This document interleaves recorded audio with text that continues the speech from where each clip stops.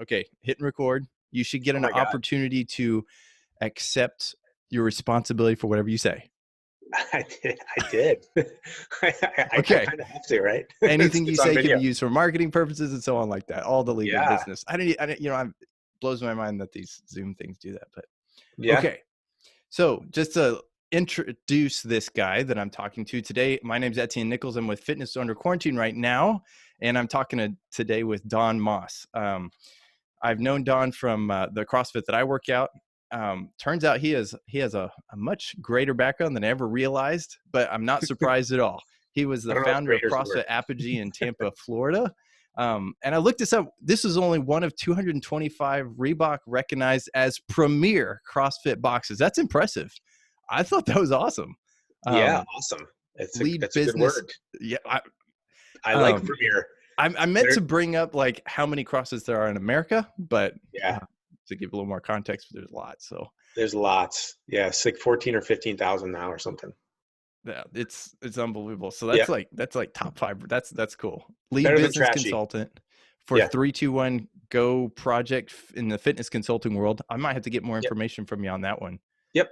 Um, Yep. So and 321 Go Project, that is a consulting firm that's run by a guy named Clay Weldon, and it's gone through multiple iterations. But the goal there is to help gym owners, not just CrossFit, but any kind of gym, improve themselves. And a lot of people have passion for fitness, but they don't know how to run a business. yeah, So you can have all the passion in the world, but if you don't know how to do the ones and zeros and accounting and staffing and all that other stuff, then it becomes very difficult to succeed. So that's what we do. Or that's yeah, what I used to do with those guys. Yeah. that's super. And so after that, after you left there, you founded your own Evolution Unlimited, or am I getting the timeline mixed up Yeah. there? Yeah, no, Evolution Unlimited was the company that I built when I was working as a contractor for 321 Go Project. Okay. And then we just split up. They stopped doing one-on-one and got into web marketing quite a bit, like helping people with marketing online. But the one-on-one business had built up enough where they were like, "Hey, it's yours. Just run with it." And so I just kind of took that under, my umbrella and Yeah. walked away. Awesome. That's cool. Yeah. And you're still doing that right now. I do it off and on. Yeah. COVID has obviously been a big damper on the gym business. So it's one of those things where right now everybody's kind of in stasis, and it's just kind of a marketing thing right now, like letting people know that you're still out there and people are Yeah. hoping to open up and get that community back. So yeah, it's neat. I just like talking to people, and honestly, I wouldn't tell them this, but I'd probably do it for free just to help them out. But you can edit We'll that edit part that out. out. Yeah. Yeah. That's awesome. I mean, I think that's really cool. Just being able to get on the business side and the actual fitness side, it's pretty neat. You're very well rounded. And so before all that, though, you were a 23-year veteran for the Yep. United States Air Force, having served in Iraq, Afghanistan, Italy, Germany, England, Kuwait, Qatar.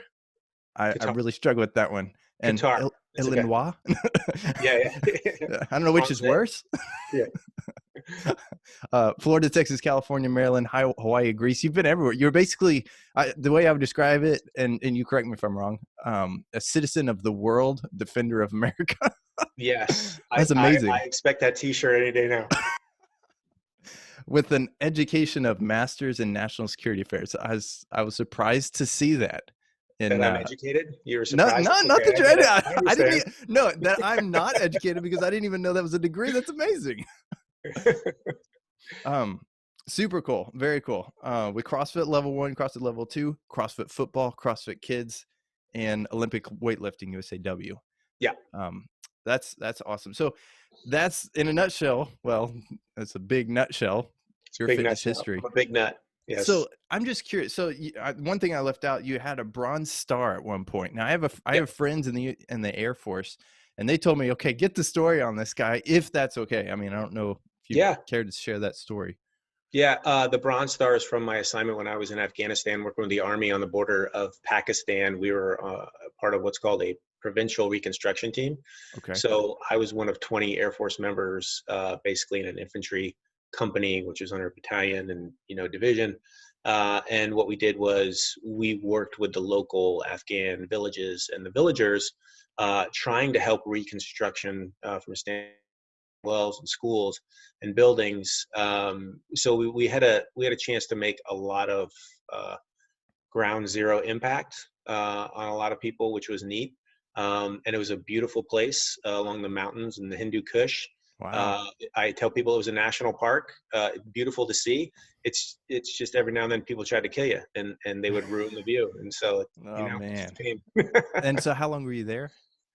I was there for 9 months. We spent 3 months in Bragg prior, and then it's a 9-month tour over there before you rotate out with the next incoming PRT. Wow. So you're 23 year. When did you enter the Air Force? If you, 89, right okay. out of high school. Yeah, Yeah, I were don't you want to give alive? Were away. you alive? Were you alive I at was the end? barely alive. Hey, I was crawling, Okay, man. I was okay, working good. on it. Um, wow. Okay, so were you interested in fitness prior to going into the Air Force? I'm sure that impacted your interest. Yeah, it's mandatory, right? Yeah. Like you better be fit or you're not in the military anymore. You're not interested in fitness? Get out. Yeah, yeah. Even the Air Force, right? Which everybody picks on. Uh, No, I was an athlete in middle school and high school. Had a late growth spurt in my wow, I was 13 or 14. But football, track, basketball, all that stuff, and then going in the Air Force, then it becomes part of your life your basically. DNA. Yeah. Yeah, and then I went to Afghanistan, and then I went to Iraq right after that, and found CrossFit in the middle of a gym in Balad, outside of Baghdad. Okay, so you were in the military when you found CrossFit. Yeah, 2010. Okay. And so did you start then and stick with it, or were you, is it Yep. off? How did that Ever work? since. Yeah, Okay. it was just one of those things which it was so efficient and effective.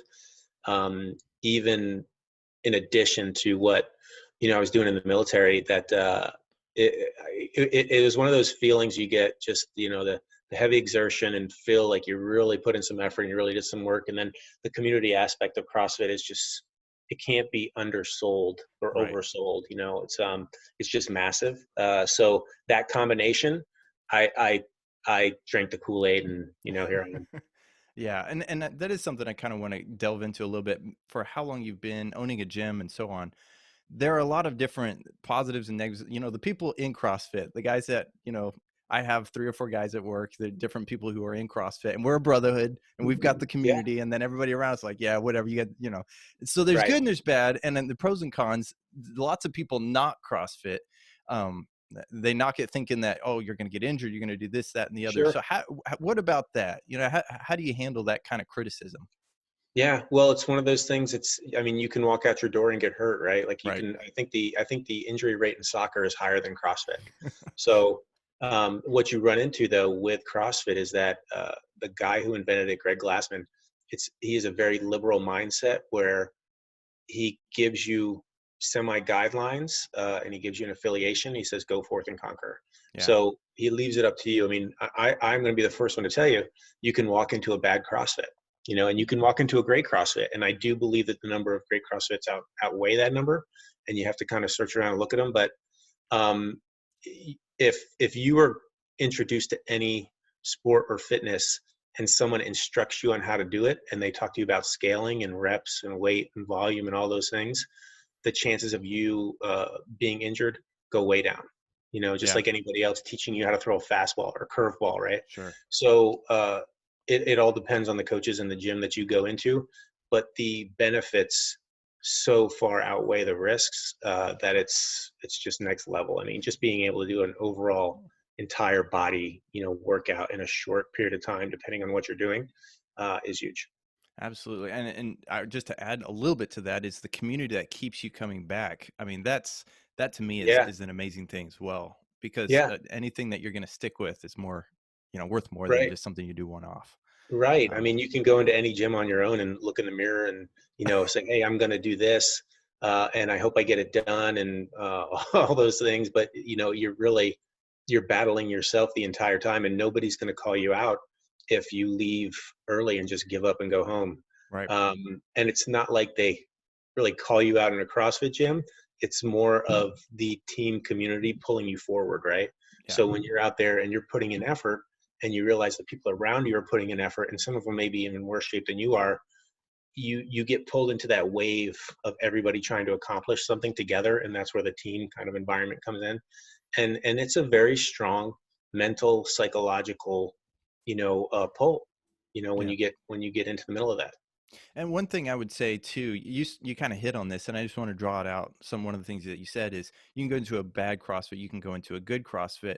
Either one of those, though. So when I went to college, there would be people who would knock a class or knock a college, school, or industry, whatever, that knock something. And I always believed you need to own if it's education, you own your education. If it's your Yeah. fitness, you need to own your fitness. And I think Yeah. that's kind of essentially what you're saying as well. Yeah, for sure. I mean, you can just go in and do what you're told, but in the end, it's all you, right? Like, I Yeah. mean, you live in the house that you build, and that's Right. your body. You can't get away from that. It's the 24/7 shelter. So Yeah. That's a good way it's to all put it. those, yeah, it's all those things. Like, you have an hour a day to work out. What are you going to do with the other 23 hours? Are you going to ruin everything that you just did, or are you going to build upon that? And that's where you get into things like diet and stretching, and conditioning and all that other stuff. So Yeah. it's the most important investment you really can make in your life, because it affects every aspect of your life.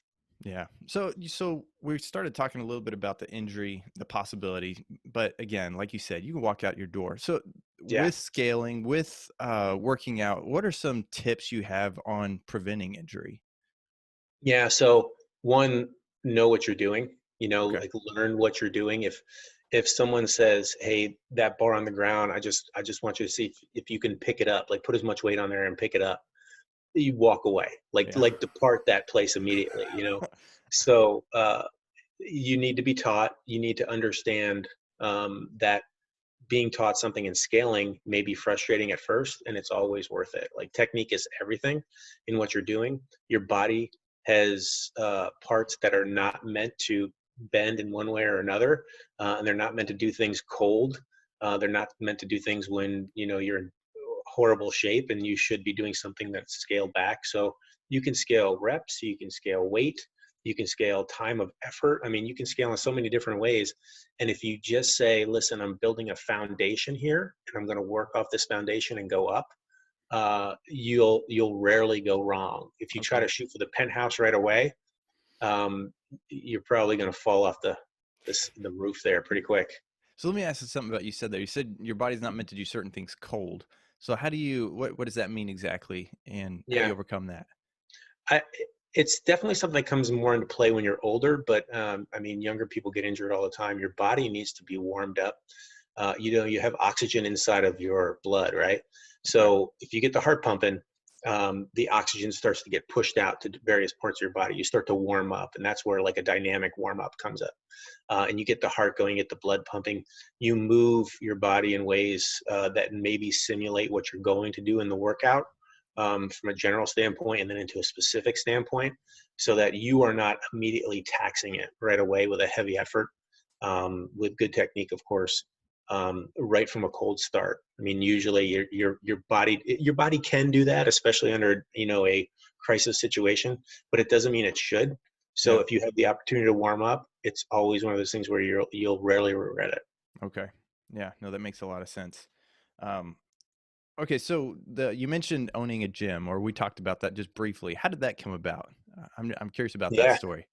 No, so 2010, I found CrossFit, came back, was doing CrossFit at Central Command, which is down in Tampa, was Okay. getting ready to retire after 23, and, decided, hey, why don't we just take this for a run and see where it goes? Got completely off of the military grid, opened up the gym in Riverview, Florida, outside of Tampa in 13. Actually opened it up in my garage February of 13, Oh, and we had wow. like, 3 or 4 people, my neighbors, and more people kept showing up and showing up and showing up, and they were like, okay, let's do it. And then we got an actual location later that year, and started there, and that was what, 3.5 years, going on 4 years. And then we decided to move to Cincinnati, so we sold it and moved up here and joined the CrossFit Continuity family, where I met the esteemed Etienne. That's right. And I forgot to mention, I was going to tell when I was talking about your fitness journey, I wanted to let me share my screen real quick because I want to show them. I did a little digging on you. I mean, you gave me your bio and I appreciated that, but I did a little digging and I found a before and after picture of It's impressive. And I just thought, now I don't think you started out too terribly bad, but where you I was a arrived. train wreck. I was a train wreck. Oh man, wait till you see the picture. It's a disaster. Oh man. Okay, so uh, this is truly amazing. I mean, look at me. I could barely hold that book up. Like you could see I'm straining, you uh, know? Yes. can you see? I'm not sure which screen is showing, but this is before, and now this is after his journey on becoming a supple leopard. I was very impressed. So, Yep. okay, A supple just wanted. unicorn. Yeah. Okay, now if I can figure out how to unshare my screen. I think you just keep that picture up. I love that. Man, I've come so far. Oh man. Okay, so that's one of the things though. Becoming a supple leopard. I mean, that's kind of like what you were talking about, being able to move, being able to do all these different things. What's kind of, let's shift gears a little bit and talk about what you actually like to do. What are some of your favorite movements in the gym? Oh man. Um, I think probably deadlift and clean. Like Yeah. I like to lift things off the ground. Um, I do, and I know the next question is always what do you not like to do? Yeah. I'm not a big fan of burpees, and I don't know really who is. If they do say that, they're lying. But I think lifting like bar work is something that I dig. However, you really that's the cool thing about CrossFit is you really have to look at it in totality, right? Like Yeah. it's all different levels that you're trying to improve, like flexibility and cardiovascular, and power and strength and all those things. So if you cherry pick and you only do the lifting the bar off the ground, you will only be good at lifting the bar off the ground.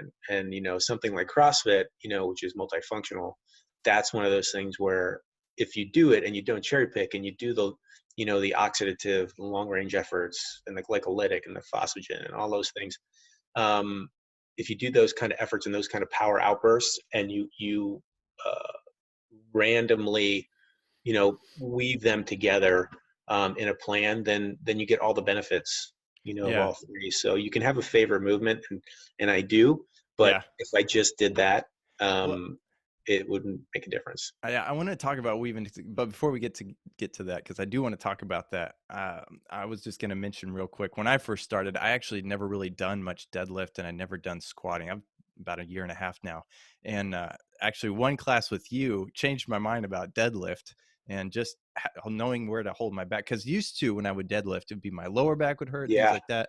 there's a Just lot of knowing people. how to do it makes such a difference. Yeah, And it took me 2 years to figure out how to deadlift, and a lot of yeah, it was in the garage on my own. But it's one of those things. So when you talk to people about like, okay, how do I get stronger? The deadlift and the squat are probably the two things that you could do that where every other part of your body will get stronger in some way. I mean, squatting is the beast, but yeah, deadlift is close behind. And a lot of people, if you go somewhere and they don't teach you properly how to lift something off the ground, that's where people get broke. Your spine is your transmission, right? Like without the transmission, nothing works. yeah. So if you jack something up in there, that's a longer term injury, and nobody wants that. So just learn how to lift stuff off the ground and how to squat properly, and your fitness journey will take off. Yeah, I mean, when we're talking about our favorite movements, those were my least favorite movements, and I've Yeah, probably switched to where I like them a lot more, the yeah, deadlifter particularly. So one of the things that I go through when I'm at the gym and in the WOD, the workout of the day, where maybe it's a mentally tough one. One thing I always face is, I'm like three-quarters of the way there, and it's getting harder. I'm getting hot. I can't breathe. How do you yep, increase that mental toughness where you turn off that voice that says, just stop? I mean, yeah. have you faced that, or have you gone through that? Yeah, How do I you was handle that? competitive for a while down in Florida, and if you don't figure out a way to get through that, you're never going to go to the next level. So the best people in the world, like they just turn their brains off. Yeah. They honestly like there's no stopping them because they shut everything down, and that's a difficult thing to do. It really is, an obstacle. So what always seemed to work out for me was, I would remind myself like just one more, just one more, just one more, Yeah. just one more, and then you can fool with yourself as well. Like, so if you have 20 reps to do, I would count down instead of up. So I always was like working down the ladder, like, okay, I Okay. only have 10 more now, I only have 9 more, I only have 8. Like I wasn't saying 17 and 18, Ah, like 19. I was working down, and that's like a little mental game that you can do with yourself. And then you can find all sorts of internal motivation, like, okay, I would go through periods where, like, okay, this one is for my daughter, like, okay, one more for Avery, or one more for Michael, one Ah, more for yeah. Amanda, little things like that. But then you have those people in any sport who just they shut down their brains, and your body will stop you, when it has to. Yeah, So and that was my next question. Yeah. So when you're pushing yourself, how do you know when you're pushing yourself hard enough? And one of the reasons I say that is some of the people who maybe listen to this or see this, maybe they're not at a gym, because really that's when a coach comes in to play. I mean, that really helps. No one, they'll push you or pull you back. But if you're by yourself, how do you kind of know that line? How do you yeah, walk that line? you almost kind of got to learn it, right? Yeah. Your body will make you stop. If you're not in shape, your body will make you stop before something bad happens. 9 times out of 10. I'm not a doctor. Nobody throw a lawsuit Sure. at me. It's the people who are in semi shape. Those are the people that run into the risk usually of rhabdomyolysis, which Okay. is, when you start to have issues and proteins breaking down in your blood and stuff, because they're at that level of fitness enough where they can keep going and their body won't shut them down. And if they have that brain that goes with them too, that's where the injuries start to happen and they break down. Yeah. And they haven't learned yet, like, where that red line is. And you talk about redlining, in CrossFit, and I'm sure they use it, as terminology in other sports. But um, it's a game. Like, it's you understanding your capacity over a period of time, and, okay, where did I lose my ability to do this correctly from a technique standpoint? Where did I lose my ability to stop and not be able to start again too? Because you see those people who, I'm just going to do as many as I can, right? Well, you do as many as you can, and then you have to shut down for like a minute. Whereas Yeah. if you don't do as many as you can and you partition it, now you only have to shut down for 10 seconds or five Oh, yeah. seconds or whatever, and work through. So it's experimenting and understanding your body. And then, yeah, coaches come into play as well. Like, you have to have people who are willing to step in and say, your technique is breaking down. It's obviously you're getting fatigued. Let's take a break for a second. Yeah. That's one of the things that I struggle and still working on, the pacing yourself, doing it properly so you Yeah. can finish strong. It's Yeah. hard. It's hard to learn, man. I mean, it really is. It's like anything else. I mean, you always get better at things if you do them consistently and do them often, because you learn. It's all learning every single time you do it in some way, shape, or form. So, um, you figure out, like, okay, this is the point at 10 instead of 20 where I can stop for 5 seconds and keep going, and your pacing will power you through for a longer period of time versus that red line and then having to drop for a while. Yeah. So, we're kind of mentioned in, I don't know, keep referencing CrossFit a little bit. Some people may never make it to CrossFit. What are your kind of views on that? Just exercise in general, just for general fitness. Yeah, Um, we're animals, man. yeah. Animals move, right? Like, nobody was born a sloth. Nobody was born like, a slug. So, I mean, you have legs, which you should use. You have arms, which you should use. The more consistently you move your body in any way, shape, or form, and increase your heart rate and increase, your strength, which then increases bone density. Any of those things consistently will make you feel and perform better Yeah. in whatever you do. It doesn't have to be CrossFit. I mean, if you're not doing anything, go do something, Sure. and just do it consistently. And, watch your diet, because guess what? That's the bottom of any pyramid. So if you do those two things, you will progress and you will feel better, and you will think clearer, and your heart will function better, and you'll have less stress. And I mean, the medical benefits of just any kind of consistent exercise can Yeah. never be denied. Yeah. That's awesome. So, well, I appreciate you talking to me today. I probably have more questions. I'm trying to think. Um, Part two. I do want to ask you this question, because a lot of the people I'm talking to are working out from home, and we're trying to do body weight exercises for the most part. But if you could suggest, if you could only have one piece of equipment at home, what piece of equipment would you suggest? Maybe three pieces. Let's not limit it to Yeah. one. Honestly, if you could have a squat rack or something you could squat from, and you don't even really need that, because that can take up some space, that's great, because you can do all the good functional stuff with a squat rack. If you had a kettlebell, guess what? You can squat with a kettlebell. You can swing a kettlebell. You can press with a kettlebell. If you needed one piece of equipment, a kettlebell will do a lot of work for you. Yeah. Um, a pair of dumbbells. And obviously we're in the time of COVID-19 right now, so it's a lot of outdoor activity and being able to blend things. But the spirit of CrossFit is, you know, it's multifunctional. So go run down the street and back and do some push-ups. Go run down and back and do some squats. Okay, if you've been taught or know how to do them properly. Yeah. Do some burpees. They suck, but they're effective. Blend things together in a workout so you don't get bored, so it's effective. And then just keep moving. Take a water break. Say, hey, I'm gonna work for 20 minutes. 25 minutes. Just little things like that. You'll be fine. Just moving harder than you ordinarily would. No, that makes sense. That's it, man. Yeah.